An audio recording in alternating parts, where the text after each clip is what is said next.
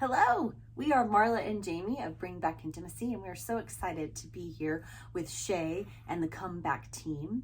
We are relationship coaches and marriage mentors, and we want to share with you our comeback and the journey that we've had and the insights along the way of not only our marriage, but how our marriage has impacted other marriages and relationships around the world. You might be asking, why is our marriage part of a business talk weekend, right? And so it's because it turns out that 72% of high-performing professionals' job performance is suffering because of their primary relationship. And so this is a little different take than you might be used to here in a business seminar, but this is about making your business the best possible place for you. So what we do is we have tools and we have skills that we teach couples that we learned along the way in our relationship. We've been married for 36 years and we've been doing this work for almost 30 years. And we learned early on in our relationship that healing can happen and you can become a much higher impact individual and couple when you work through the things to get to healing forward.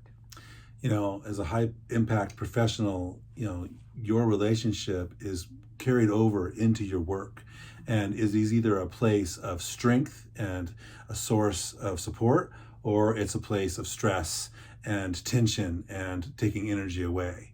So much of this is about maintaining a kind of energy conservation so that you can be at your best in both places. Yeah. And your success and your health actually depend on it. Yeah.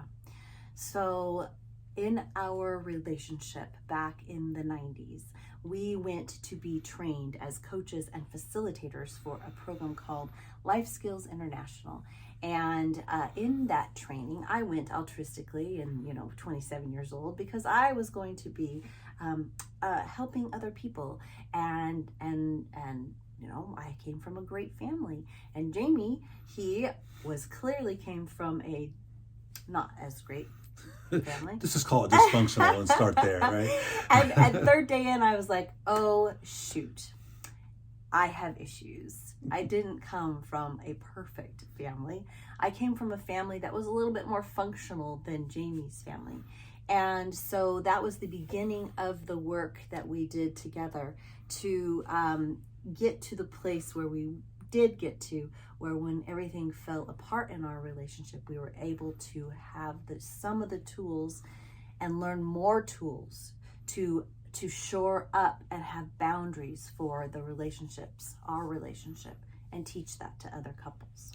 And so doing this work, working with court-mandated domestic violence cases, we learned a lot of tools and we started experiencing those tools in our own life. And what that brought out was, on Christmas Day, 1999, Marla's family did an intervention on her about my affairs and how I was acting out. And they had found out about it. They were told some lies about it, actually. And so our lives fell apart that Christmas Day. I ended up checking myself into rehab. And we started developing the tools for marriages that we use today and with all of our clients. It was a total meltdown. It was everything that we could never have anticipated, everything that you never want to experience in a relationship. And so, what are we going to do, right? I was obviously messing up. I didn't have any chemical issues, but I had the relationship issues that I had been experiencing. And so I checked myself into rehab, got some really good treatment there. And Marla we weren't sure what was going to happen. We were hitting rock bottom, and our two girls were 9 and 10 years old at the time. And we knew that we wanted to raise them together and be connected with them and be parents together. But Marla didn't know that she could trust me or if we could even work this out. And so it was a really obviously very desperately painful time in our relationship. And to be clear, we had been working together before that time, and we had owned our own business. And so we were in this high impact environment, and we are leading other people into a healthy relationship. And then here we are, and our relationship was in tragedy. And so in that space, it was sink or swim. And we chose to swim. And that was one of the hardest decisions ever. For me, making that decision was all about making sure that, well, we had our daughters were young at the time, 2 young daughters, and wanting them to grow up in a secure, happy family. And then also, I loved him. I loved Jamie deeply. I still love Jamie deeply. So the decision for me was, I am going to do whatever it takes to see what can happen in our relationship. And with that, whatever it takes, we really both had to dig deep to find what was going on that was creating this dynamic between us. And the tools that we learned along the way, like we talked about before, were things that allowed us to recover, and not only recover, but reignite the spark that we had at the beginning of our relationship. And we've been in that reigniting of the spark since that time, and not letting that spark dim or go out, which is not an easy thing to do, but there are tips and tools on how to get there. Right. So step 1, no matter where you are in your relationship, you may not have the infidelity that I was, bringing the betrayal into the relationship with. But no matter what the conflict is, oftentimes it's communication problems, which means there's fighting. But no matter where you are, having a professional that has a track record of good success in relationships is vital for your success. We believe that every marriage needs this, and there's different ways you can find this, but find somebody with a good track record with what you've experienced and getting them the results that you're looking for. So make sure you ask those questions to whoever you get to, and make sure you get that accountability and that professional help, because that is vital. And in that, you want to be able to do the real work of getting totally honest and totally secure in your communication with each other. And that starts with feelings. Feelings. I would have told you before we went to that training in the 90s that I was really good at expressing my feelings, and I was very aware of what I was feeling. And what I learned was I knew crap about feelings and what it meant to express them. Most people, according to Brene Brown, who is an incredible shame researcher and feeling researcher, if you haven't read anything of hers or seen her TED Talks, do it. She talks about this, and she says that feeling language matters. Feeling language, putting granularity to the feeling words that you are using. Most people only can mention about 6 different feelings. It's sad, mad, happy, fine, good, bad. I know I said bad already at the beginning. But learning how to put granularity to those feelings and feel them and move them out of your body. Feelings are emotion is the chemical in your body. Feelings are the words you put on those emotions. And so it's emotion is motion. So movement is life. That is something we always share, is movement is life. If I am unable to express my true emotions, my true feelings to Jamie, if I cannot do that, I am limiting my ability to understand myself, and I'm limiting my ability to be in a really connected relationship with Jamie, and vice versa. So what I want to show you is what emotions can look like in what we call a check-in. We recommend to all of our clients do a check-in on the daily basis in their primary relationship. So this is a really vital thing to stay connected, to keep the connection growing and moving. Like Marla said, movement is life, and that is a vital part of your relationship. So this check-in, it revolves around our feeling wheel. Our feeling wheel is available at our website, bringbackintimacy.com. And you can go there and there's a feeling wheel. If you look around, you'll find it, the download. You can have that on your phone. And it's a tool. It's broken up. It has a list of feelings in a circle, right? In a feeling wheel. And it breaks down into basically modes and feelings. And what you want to be able to do with your partner is you want to be able to tell the summary of what's going on with you in one sentence, maybe two, if you need two. But all they need to know is the general 30,000 foot view. Like, okay, today I had that tough conversation with my boss about my pay raise. And that's enough. And now, how do you feel about it? And then maybe you can put the outcome in there too. But the key here is this check-in needs to be structured in a way that when one of you is talking, the other doesn't talk, and waits for them to pass. So we use the word pass at the end. The other part of the check-in is that it needs to be less than 5 minutes. If it's longer than 5 minutes, you're doing a check-in wrong. And you probably won't want to do it anymore. And you won't, because you don't have half an hour or an hour tomorrow to do this. You have 5 minutes though. And if you make that 5 minutes a priority, you can do it over text, phone call, video chat, or in person. However it works for you on your schedule, that's how you do it. And so 5 minutes or less. Another key rule here is at the end of the check-in, all those topics are off limits for 15 minutes. You can talk about other things. You can do something else if you want, but you have to leave those topics for 15 minutes. Let them digest. And this is what it looks like. You face each other. We always put our palms up. So in this case, I'm putting my palms up facing Marla with my arms down. We both are. We both are. So those palms are up and they're open. That's open communication. I have no weapon. Well, and it's also make sure you have soft eye contact. And very important, no eye rolling.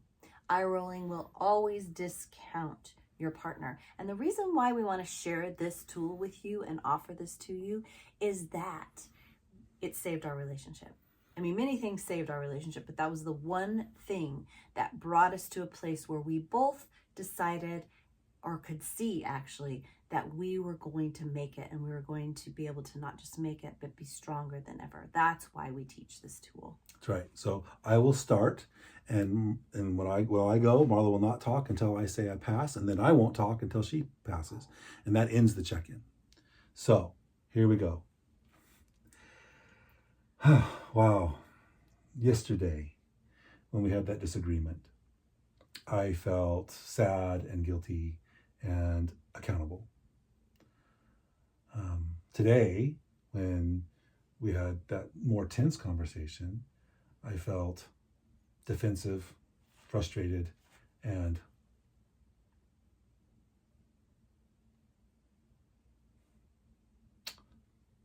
frustrated. And I just really appreciate how you were patient with me in both cases, and how we were able to get through that with connection, love, and strength. So I love you, and I pass. When we were doing the work, the media stuff, I felt frustrated and confused and overwhelmed. When we had that tension between us today, I felt hurt and again confused and frustrated. And with watching you with our daughters and our grandchildren, I feel incredible love. I feel cherishing, and I feel protective of that. I feel immensely joyful about that. And I want to thank you for being that person, and that you can be that person for our children and for our grandchildren. Thank you for that. And I pass. And I love you. The kiss is optional, but I always take the kiss. Hashtag take the kiss. Hashtag take the kiss. And so that's just one of the tools that we teach all of our clients. We want that to be in part of your life as well. And if you practice that with a positive attitude, you will find connections that you've never had before in your relationship. And also notice how much information we were able to convey in about 3 minutes or less, right? So 5 minutes is the max. You ought to be able to do this fairly quickly and feel connected and loving together. If your relationship is affecting your work, which a lot of the times that is definitely a part of the equation. So if you're going to work and you've had a frustrating conversation before you've left the house, or you keep having that same fight over and over again, these things are going to create a very unproductive space for you when you go to work. And so in that, learning the tools to make sure that you are having better communication, and you are also enhancing and helping build the connection between you of both physical and emotional intimacy. And you're creating this beautiful thing that we call oxytocin receptors. Oxytocin is the love and bonding chemical, and it is possible to continue to grow your oxytocin receptors and your love and bonding between each other, even though conventional wisdom says that after 2-3 years, that kind of passion fades and it's replaced by a settled love. Yes, and you also can have that oxytocin receptor growing experience, so that every time you are in connection with each other, you are feeling it deeply, and you are feeling it, and it's actually moving you to action. And that action is being a more loving, cherishing partner. When you are a loving, more cherishing partner, and your partner is that for you, then you get to take that with gratitude to your work environment and change your work environment. One person with a heart of gratitude, an attitude of gratitude, will change everything in their work environment. It's proven science by the Happiness Project and Stanford University. You can check it out. And Sean Achor, he has a book on it. And you can see how the checking in and sharing of real feelings and then gratitude are two things that will transform your relationship. That's right. We have many other tools that we give all of our clients, and all of our clients become high-performing professionals if they're not already. And we want you to have that. There's a free appointment on our website, bringbackintimacy.com. It is a 30-minute relationship breakthrough session. If you're interested, sign up for that. It's free. We give some tools away there, and we want you to have the value that that offers. Know that your performance can always be improved, especially at home. Absolutely. Bringbackintimacy.com is where you can find us, but you can also find us on any of the social platforms, almost all of them.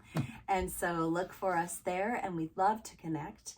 And we are excited to share with you that relationships are fixable when both people are choosing to work towards fixing and healing forward.